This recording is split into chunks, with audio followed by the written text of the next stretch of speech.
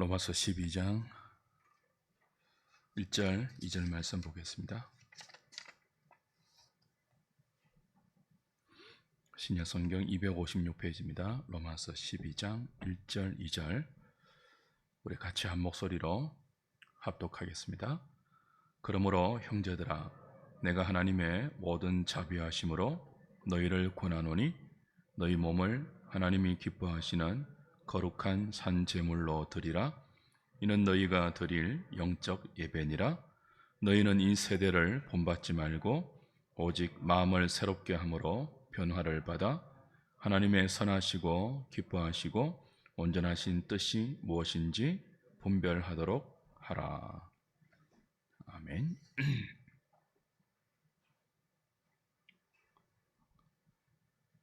구원 얻은 신자의 삶은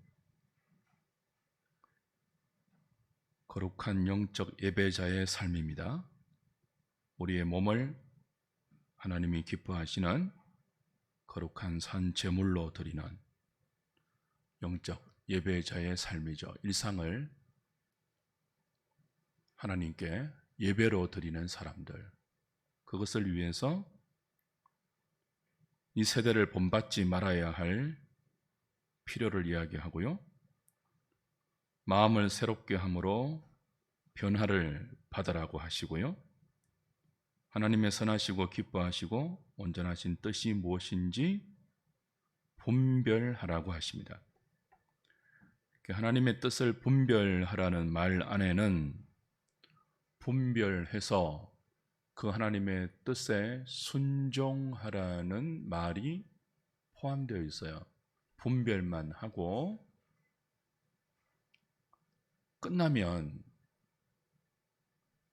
그 얼마나 허무한 분별입니까? 그 매일 일상에서 마음을 새롭게 하고 변화를 받아서 이 세대를 따르지 않고 하나님의 뜻을 분별해서 그 뜻에 순종하는 삶이 일상을 영적 예배로 드리는 구원받은 신자의 첫 번째 삶이죠. 삶의 기본입니다. 대어리 문답 2부는 91문부터 196문까지로 이루어져 있죠. 우리 지난주에 1부 90문까지를 배웠습니다. 1부의 총 제목이 구원에 관한 거의 모든 것, 그렇게 달려 있습니다.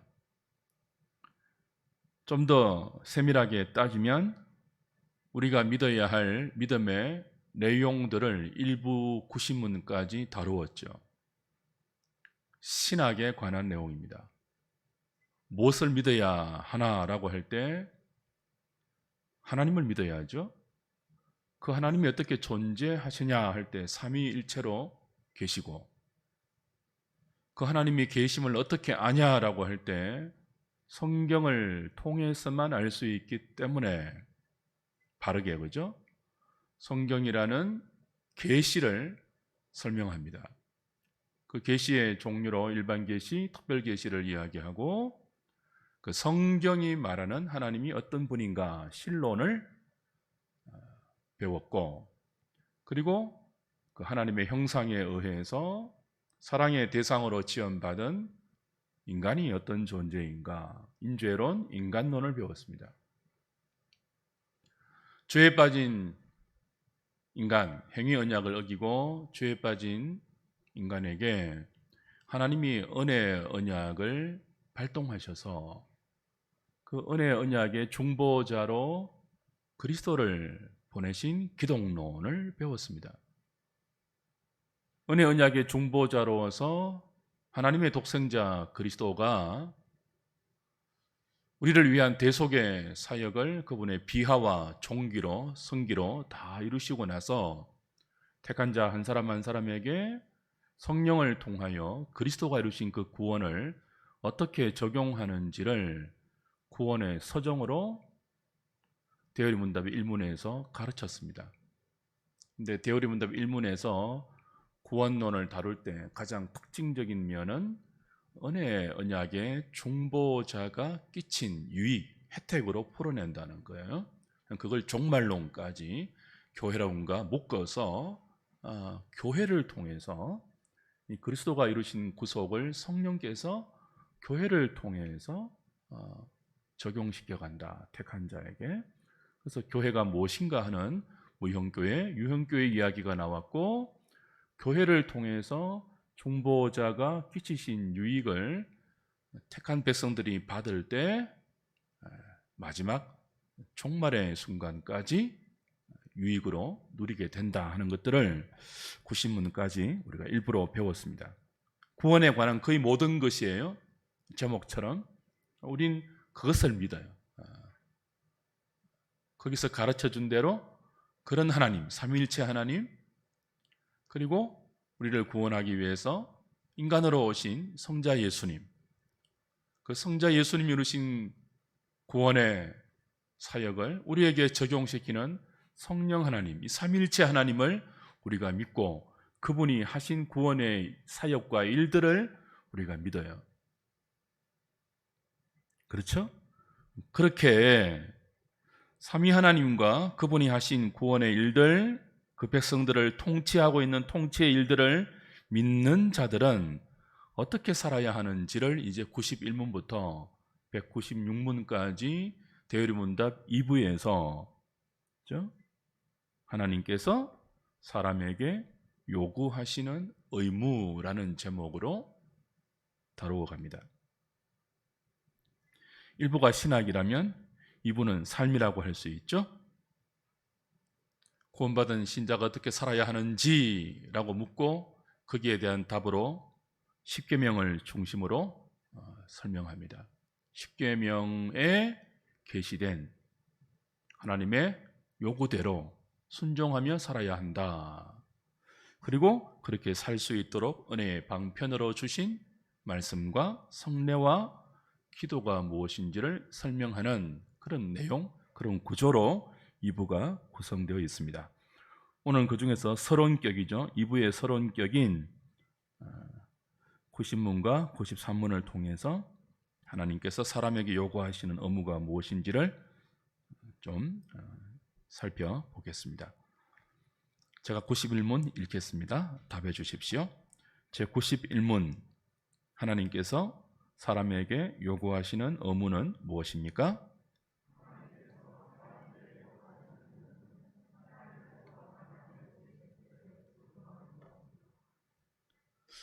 하나님께서 우리에게 무엇을 요구하신다고요? 순종을 요구하세요. 순종을 요구할 때 기분 나빠하시면 안 됩니다. 하나님 뭔데 우리한테 순종 요구하시나? 이런 말 하는 사람 제가 봤거든요. 되게 기분 나쁘다. 하나님 뭔데 내한테 순종을 요구하시나? 내가 뭐 종인가? 그렇게 받아들이실 게 아니고요. 왜 순종을 요구하시는가 하면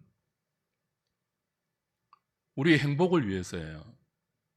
굴종과 억압과 수치를 위해서가 아니라 우리의 참된 행복을 위해서 순종을 요구하세요. 에베소서 2장 1절에 보면 허물과 죄로 죽었던 1절 2절에 허물과 죄로 죽었던 영적 사망의 상태에 빠진 인생이 보이는 가장 큰 특징으로 무엇을 들고 있는지 기억나십니까? 불순종이에요. 자, 영적 사망, 하나님과 단절된 영적 사망에 빠진 인생의 가장 큰 특징이 뭐라고요? 불순종이에요. 불순종. 불순종의 아들들 가운데 역사하는 영, 그들이 세상 풍조를 만들고 그 허물과 죄로 죽었던 영적 사망의 상태의 인생은 그렇게 하나님께 끝없이 불순종하는 것을 마치 주관이 있는 똑똑한 사람의 특징인 양 자랑하면서 불순종의 삶을 내놓고 살죠. 거기서부터 모든 인생의 불행이 시작됩니다. 하나님께 불순종하는 삶. 다른 말로 하면요, 자기 마음대로 사는 삶이에요.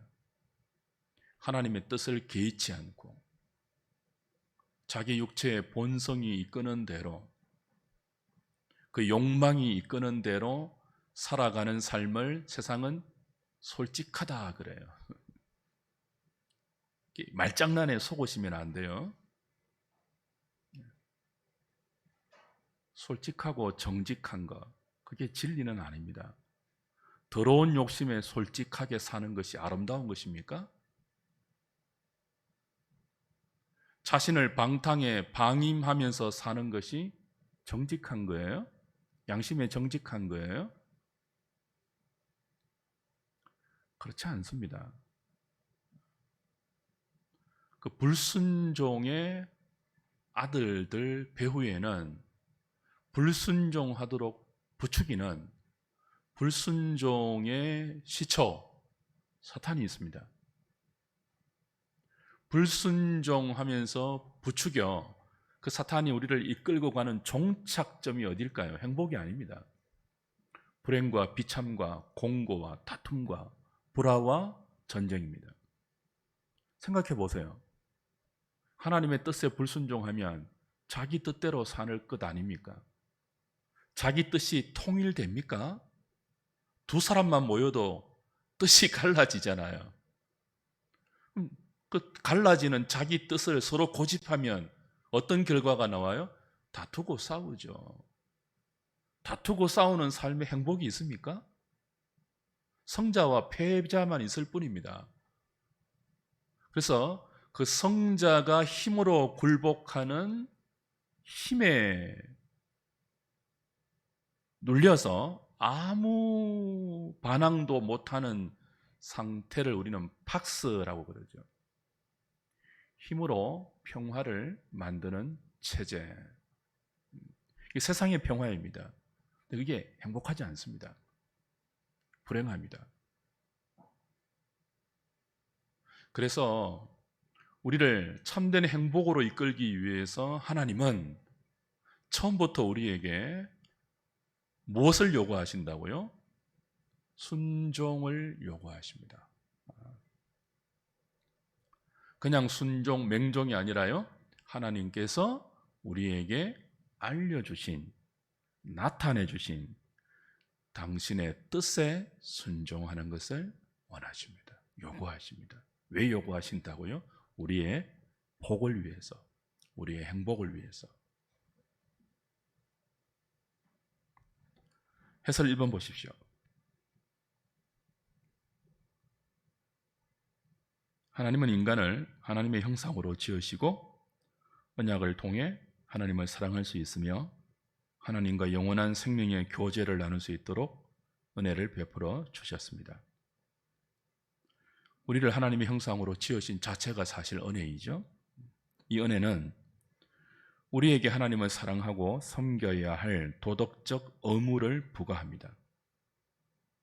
왜냐하면 하나님은 그의 기쁘신 뜻대로 우리를 지으신 창조주요, 우리가 사랑하고 섬겨야 할 경배와 사랑의 대상이기 때문입니다. 경배와 사랑의 가장 큰 증거가 뭘까요? 순종이죠. 내가 어떤 대상을 경배한다라고 할 때 순종이 따르지 않는 경배는 가짜입니다. 하나님을 내가 예배합니다, 하나님을 경배합니다 라고 고백한다면 그 고백의 열매로 반드시 무엇이 따라야 합니까? 하나님과 그분의 뜻에 순종하는 삶이 따라야 합니다. 왜 우리가 하나님께 순종해야 하느냐 하면 그분은 우리를 당신의 형상대로 지으신 창조주고 우리에게 언약을 베푸셔서 하나님과 사랑의 교제를 나눌 수 있도록 큰 은혜를 베푸셨거든요. 그래서 그 하나님이 우리에게는 사랑의 대상일 뿐 아니라 경배의 대상이에요. 경외와 경배의 대상이에요. 그분을 사랑하는, 그분을 경배하는 우리의 가장 큰 증거, 열매가 뭐라고요? 순종이라는 거예요. 순종. 어디에 순종하는 거죠? 하나님의 뜻에, 우리에게 알려주신, 가르쳐주신, 나타내어주신 하나님의 뜻에 순종하는 것이 우리가 그분을 사랑하는 증거이며 그분을 경배하는 증거이며, 그렇게 그분을 경배하며 사랑해서 순종하는 삶이 우리의 가장 큰 행복이라는 거예요. 우리 일문, 대열이문답, 소열이문답 일문에서 이미 확인한 바 있습니다.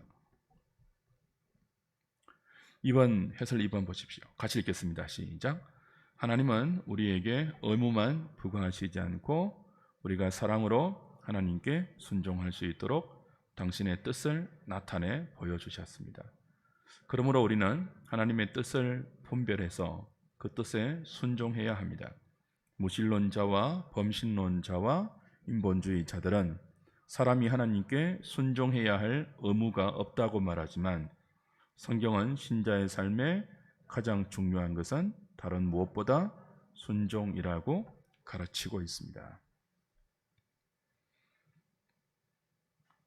천천의 수양과 만만의 기름보다 더 중요한 것이 순종입니다. 하나님께 순종하는 것입니다.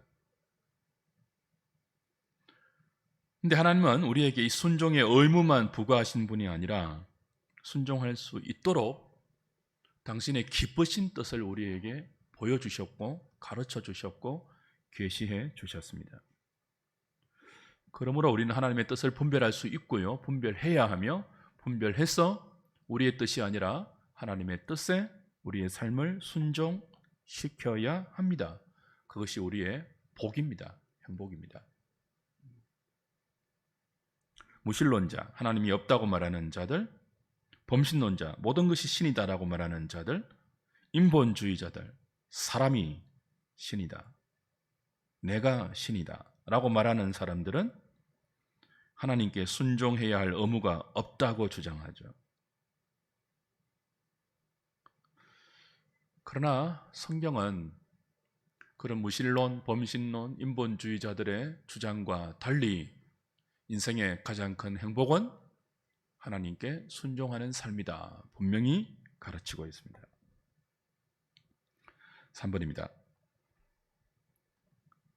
사람이 하나님의 뜻에 순종하는 것이 우리의 의무라 할지라도 하나님은 그 누구에게도 순종을 강요하지 않습니다. 독재자가 아니기 때문입니다. 폭군이 아니기 때문입니다. 우리에게 권총 들이대고 너 순종 안 하면 죽는다 그러지 않습니다.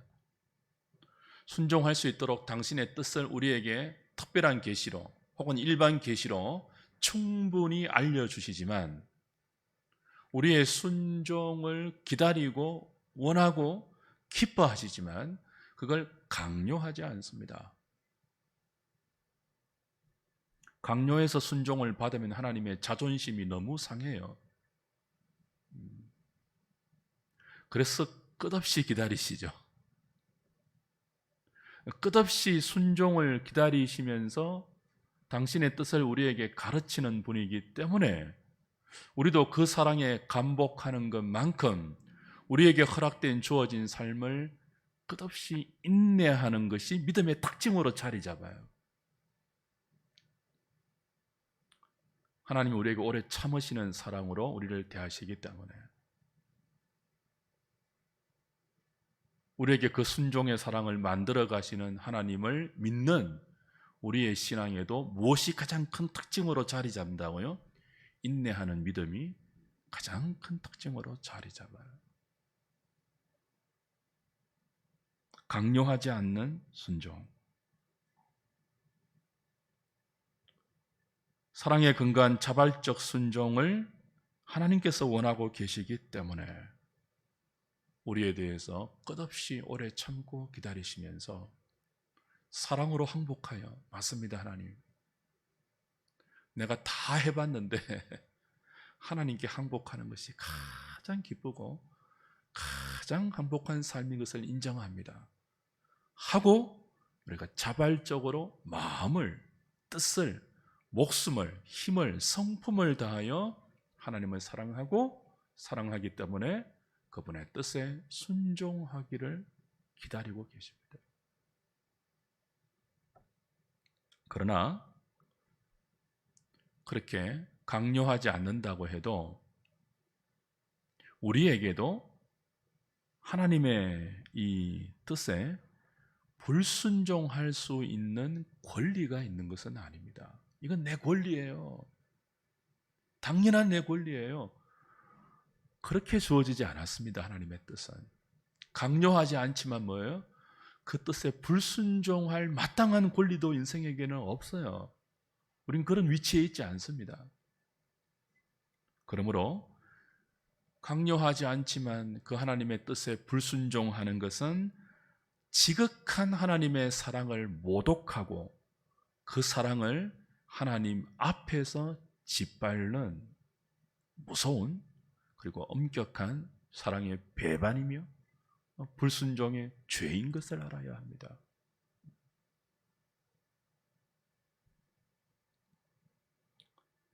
하나님의 뜻에 불순종하는 것이 죄입니다. 강요해서 만들어지는 죄가 아니라 그 사랑을 짓밟기 때문에. 어디에서요? 대놓고 짓밟기 때문에.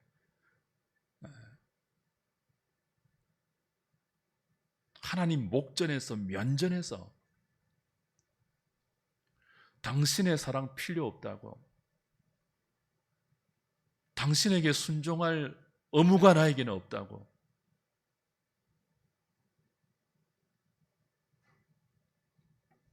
그렇게 사랑으로 우리를 대하는 하나님의 사랑을 모독하고 무시하는 것이 뭡니까? 불순종의 죄예요. 선악과 하나 따먹었다고 뭔 지옥에 보냅니까? 그러지 마세요.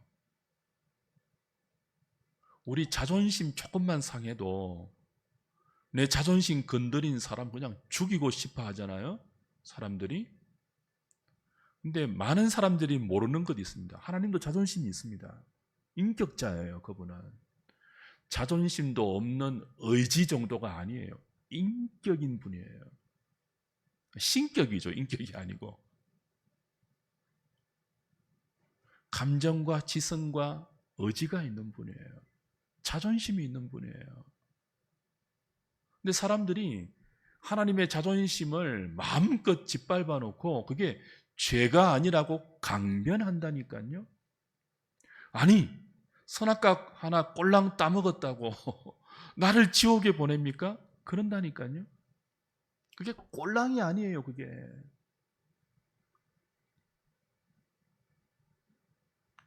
하나님 말을 불순종하고 누구 말을 순종했습니까? 사탄의 말을 순종했지 않습니까? 이게 참 안 좋은 비유인데 이런 거예요, 이런 거. 집에 조강지처가 있어요. 자기만 바라보는 아내가 있어요. 현숙하고 예쁘고 아름답고 정숙하고 정말 현모양처, 그 어디에 내놓아도 자랑스러운, 나만을 사랑하는 그런 아내가 있어요. 조금도 부족함이 없는 아내가 있어요. 그런데 그 아내의 사랑을 짓밟는 것이 뭘까요? 대놓고 그 아내와 비교해서 말도 되지 않는 술집 여자. 술집 여자 제가 비하하는 거 아니에요.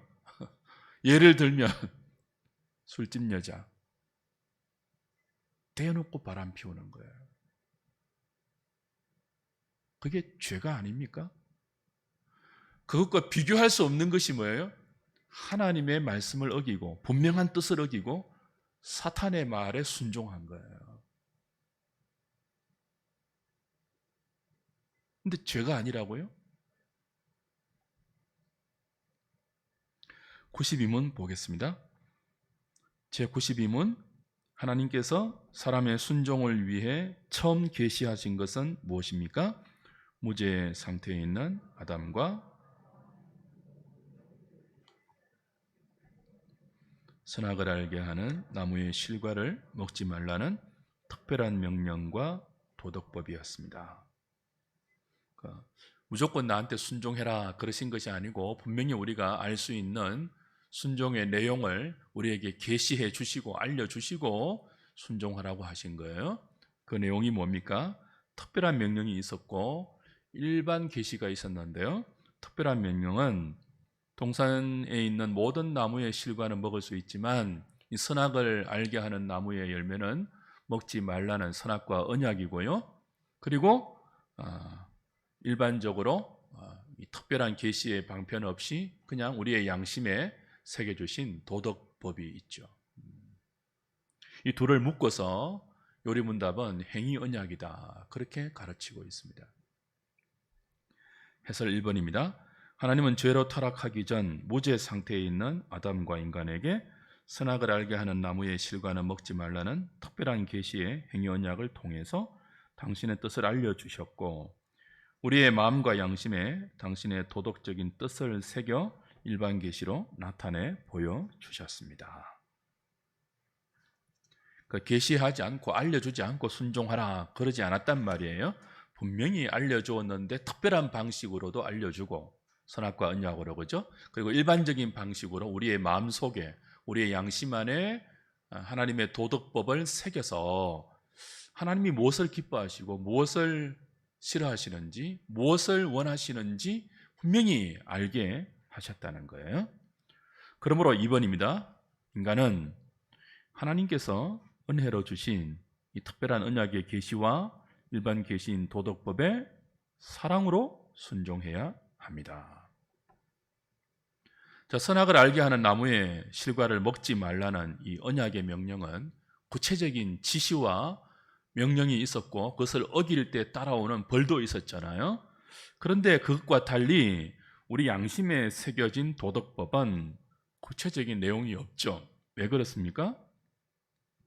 죄를 짓기 전에 인간은 하나님의 형상으로 지음받은 하나님 보시기에 심히 좋은 상태였기 때문에 하나님의 도덕적인 뜻, 우리 마음과 양심에 새겨진 하나님의 도덕적인 뜻을 분명히 그리고 온전히 알고 있었고, 또 그 뜻에 순종할 수 있는 지성과 감정과 의지를 구비하고 있었어요. 좁은 형상으로, 넓은 의미의 형상으로 우리에게 거룩한 지식이 있었고, 그리고 그 모든 탤런트가 하나님의 뜻에 순종할 수 있는 모든 재능이 이성과, 그죠? 지정의로 탁월한 은사로 주어져 있었죠. 그런데 3번, 아담이 하나님의 언약에 불순종하여, 그 언약에 불순종한 것이 얼마나 큰 죄인지를 아까 살폈죠? 죄가 들어온 이후에 우리의 마음과, 거기 조금 뒤에 좀 고치십시오. 양심에 새겨진 도덕법이 아니고 양심이 그렇게 하는 게 좋을 것 같아요. 도덕법 자체가 망가지지는 않았거든요. 우리 양심이, 마음이 망가져서 도덕법이 온전히 발동을 못한다는 뜻입니다. 그걸 제가 이렇게 기록했는데 수정하는 게 좋을 것 같아요. 죄가 들어온 이후 우리의 마음과 양심이 심각하게 망가지고 부패하고 왜곡되었습니다.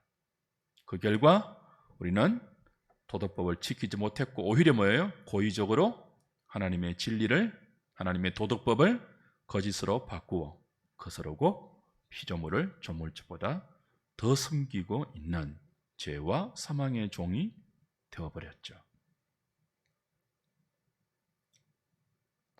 구원은 여기에서 건져 다시 하나님의 이 뜻에 온전히 순종하는 자리로 가는 것 아닙니까? 그 억지로 순종하는 것이 아니라 구원받은 은혜에 감사해서 하나님 뜻에 우리를 이제 드리는 거죠. 도덕법이 무엇입니까? 93문. 도덕법이란 무엇입니까? 도덕법은 인류에게 선언하신 하나님의 뜻입니다. 도덕법은 모든 사람이 인격적으로 완전히 그리고 영구적으로 그 뜻을 따르고 순종하도록 지시하고 요구하되 사람의 형태와 성향, 곧 몸과 영혼으로 하나님과 사람에게 마땅히 행해야 할 거룩하고 의로운 모든 의무를 이행하도록 요구합니다. 하나님은 이 도덕법을 온전히 지키는 자에게는 생명을 주시겠다고 약속하시며 이를 어기는 자에게는 죽음을 주시겠다고 경고하셨습니다. 도덕법이 뭐라고요? 인류에게 선언하신 하나님의 뜻입니다. 모든 사람이 완전히 영구히 인격적으로 그 뜻을 따르고 순종하도록 지시하고 요구하되 우리의 온몸과 영혼으로 마땅히 하나님과 사람에게 행해야 할 거룩하고 의로운 모든 의무이죠. 이 도덕법을 온전히 지킬 때 생명이 약속되어 있고 도덕법을 어길 때는 죽음이 경고되어 있는 하나님의 뜻이었습니다. 그리고 지금도 유효한 하나님의 뜻입니다. 해설 보십시오. 진화론은 도덕법이 하나님의 계시가 아니라 뭐라고요? 인간이 만들어내거나 발견한 약육강식의 법칙이 진화한, 그래서 우리 마음 안에 구축된 보편적인 어떤 성향이다, 그렇게 정의해요. 여러분 여기에 동의하십니까?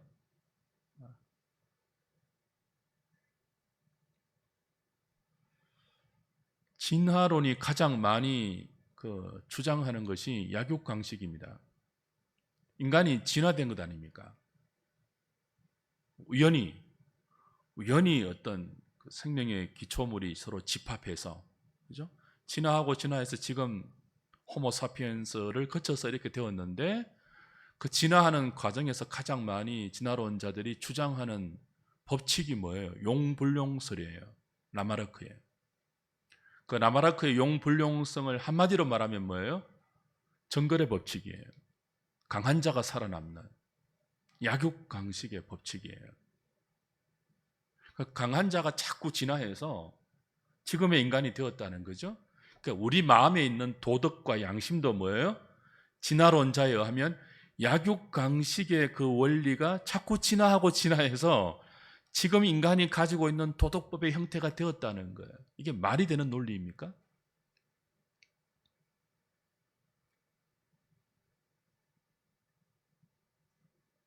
그리고 그 진화론이 더욱더 발전한 현대의 인본주의 사상은 우리 마음 안에 본성적으로 기록되어 있는 양심, 그 도덕법도 스스로 존재하는 우주의 일부이기 때문에 만약 하나님이 존재한다 할지라도 하나님도 이 도덕법의 지배를 받아야 한다. 그러니까 하나님께서 도덕법을 계시하신 것을 인정하지 않는 거죠.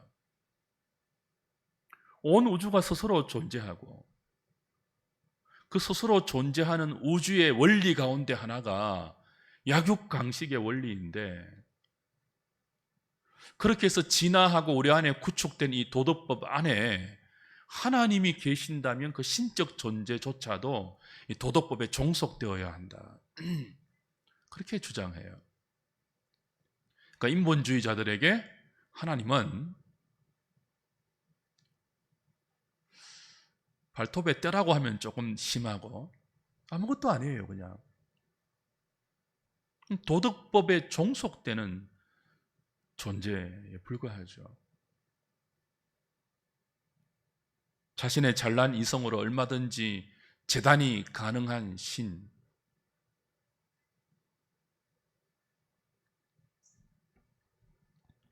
그러나 도덕법은 인간이 발견하고 만들어낸 것이 아니죠. 우주 안에 내재된 어떤 힘이 아니죠. 우주 밖에 존재하는 어떤 비인격적인 원리도 아니에요. 분명히 도덕법은 하나님께서 인류에게 선언하신 당신의 확고한 의지이며 뜻입니다. 이번 보십시오. 무지한 상태의 인류에게는 아까 했던 건데요, 이미 사람들의 마음속에 도덕법이 양심으로 새겨져 있었기 때문에 선악과 언약과 같은 특별한 계시의 형태로 따로 주실 필요가 없었습니다. 그러나 타락한 이후에 인간의 마음이 만물보다 부패하고 심히 거짓된 상태가 되었기 때문에, 양심도 왜곡되고 타락했기 때문에 도덕법도 특별한 계시의 형태로 주어져야 했죠. 그것이 무엇이라고요? 모세를 통해서 주신 십계명입니다. 그래서 죄 때문에 일반 계시인 이 도덕법이 특별 계시의 형태로 이제 신자에게 주어져 있고, 우리는 이 특별 계시인 십계명의 도덕법에 영구히 복속되는 그런 존재이죠. 3번입니다.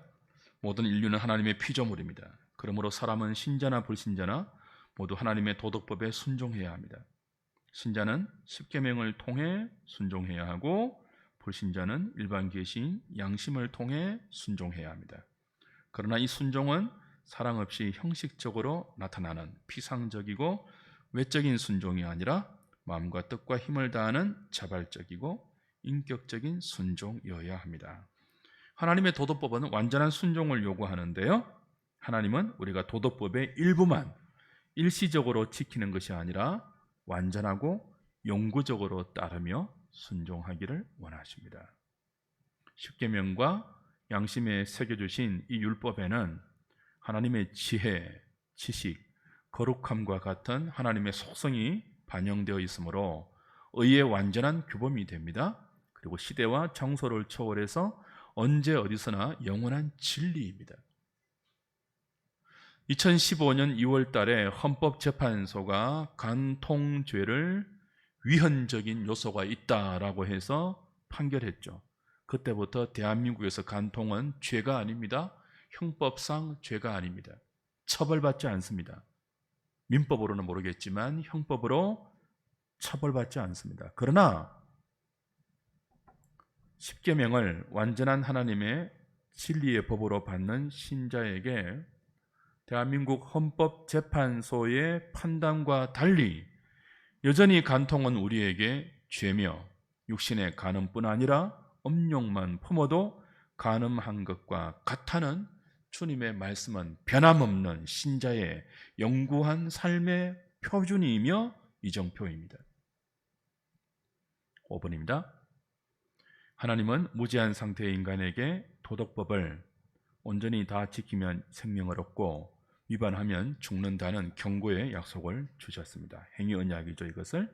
하지만 타락한 인간은 그 누구도 하나님의 뜻을 완전하고 영구적으로 지키지 못합니다.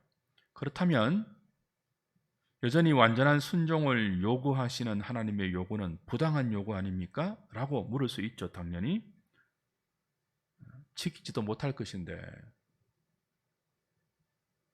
왜 완전한 순종을 요구하신다고요? 웨스트민스터 신앙고백서 19장 6항은 여기에 대해서 이렇게 가르칩니다. 같이 읽습니다. 시작. 성도들은 행위 언약으로서의 율법 아래에 있지 않으므로 그것으로 말미암아 구원을 받거나 정죄함을 받지 않을지라도 여전히 완전한 표준의 율법이 하나님의 뜻과 마음을 가르쳐주는 삶의 규칙과 의무로 유용하다. 이것으로 하나님의 거룩한 율법에 순종하지 못하는 우리의 죄를 더 깨닫게 되고 겸비하게 되어 그리스도와 그의 완전한 순종에 대한 필요성을 더욱 명백하게 알게 되기 때문입니다.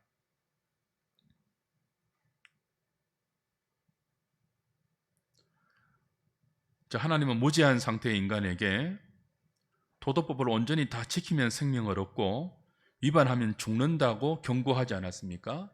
그래서 그 법을 어겼기 때문에 우리가 사망이라는 이 불행한 현실을 겪고 있죠. 여기에서 구원할 때 어떻게 구원했습니까? 그리스도를 통해서 구원했지 않습니까? 그리스도를 통해서 구원할 때 어떻게 구원하셨습니까?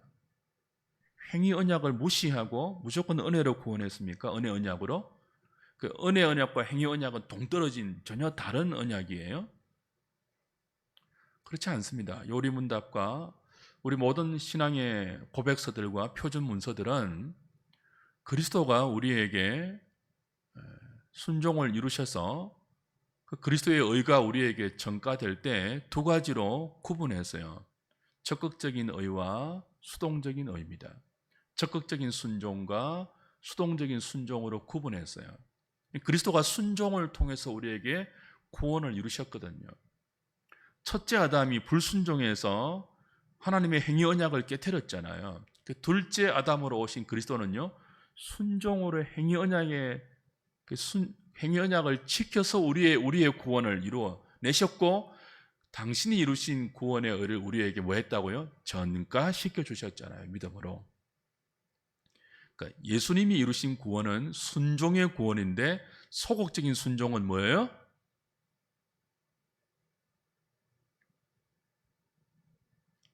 수동적인 순종은 뭐예요? 십자가에 죽으신 거예요. 우리의 죄를 대신해서. 적극적이고 능동적인 순종은 뭐예요? 당신의 온 생을 통해서 이 도덕법, 선악을 알게 하는 나무에 새겨진 특별한 언약과 최초의 무죄한 인생에게 양심으로 새겨주신 이 도덕법, 그 도덕법, 그리고 그것이 나중에 십계명과 그에 따르는 모든 언약의 법으로 명시화된 그 하나님의 도덕법에 온전히 순종하심으로 의를 이루셨어요. 그래서 우리가 그 예수를 믿을 때 마치 우리가 뭐예요? 율법을 다 이룬 것처럼 어렵다함을 받는 거예요. 누구 때문에요? 율법의 의를 다 이루신 그리스도 때문에.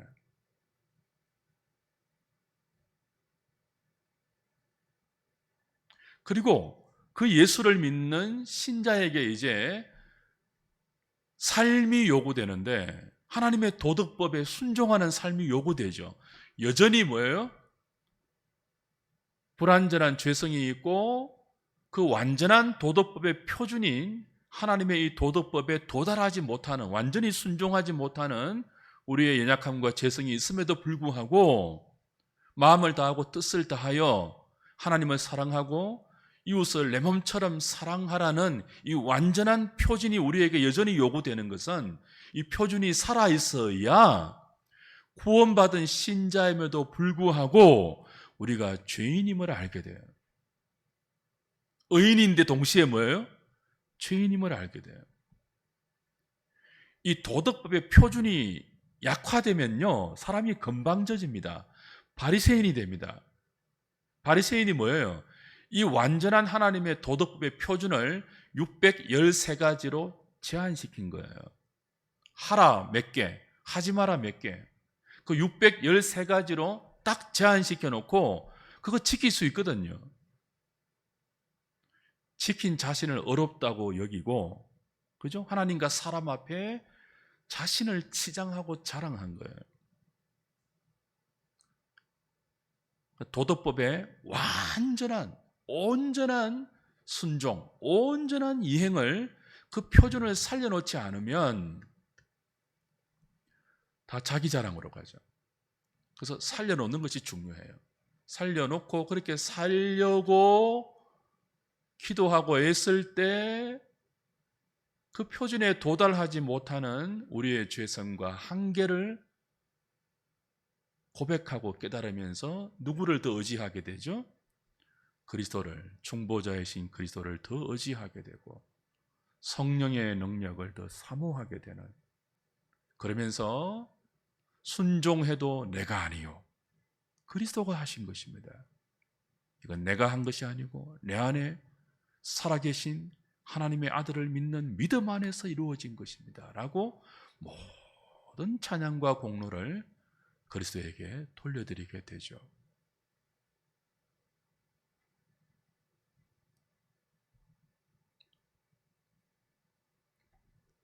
결국 구원 얻은 주의 백성들의 삶은요, 도덕법 아래에 있는 것입니다. 도덕주의자와는 달라요. 이 도덕은 사랑입니다. 사랑. 하나님 사랑, 이웃 사랑입니다. 칸트가 말하는 실천 이성 정도가 아니에요.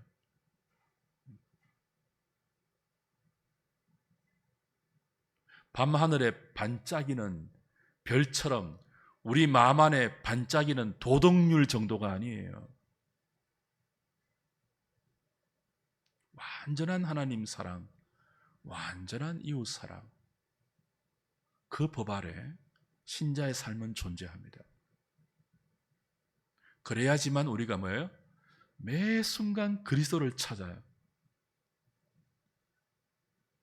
매 순간 그리스도를 의지해서 성령의 능력을 사모하고 그리스도와 성령을 의지해서 하나님께 나아가는, 하나님과의 화평을 누리는, 환난 중에도 즐거워하는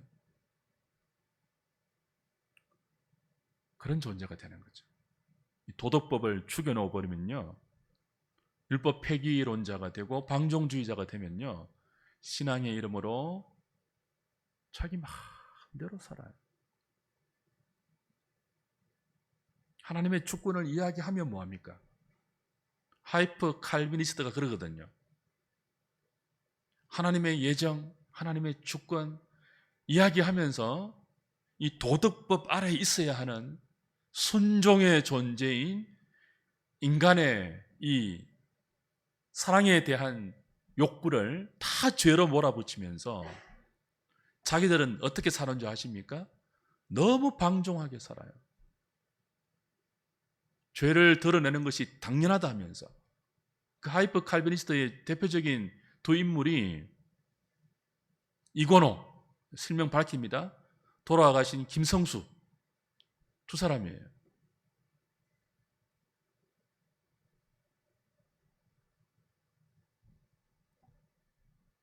그들은 성화를 쓰레기라고 합니다. 성화를 추구하는 그리스도인의 삶을 막이라고 합니다.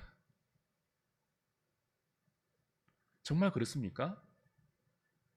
얼마나 하나님의 뜻을 오해하면 거룩하게 살고 사랑하라고 살라는 하나님의 요구에 순종하는 신자의 삶을 쓰레기라고 비하하겠습니까? 정말 그렇습니까? 하나님은 사랑하려고 하는 우리의 노력이 쓰레기입니까? 이웃을 내 몸처럼 사랑하려고 하는, 기도하면서 몸부림치면서 그렇게 살려고 하는 우리의 노력이 쓰레기예요? 그게 다 마귀의 짓이에요? 그렇지 않습니다. 그게 얼마나 아름다운 건데요. 거기에 하나님과 화평을 누리는 인생의 참된 복이 다 있는데요. 한 주간도 하나님께서 우리에게 나타내 주신 도덕법 아래, 십계명의 원리 아래 우리의 삶을 잘 두면서 우리의 연약함을 매일 절감하고, 그렇기 때문에 그리스도를 더욱더 붙들고 의지하면서 성령의 능력을 사모하는 저와 여러분 되면 좋겠습니다. 317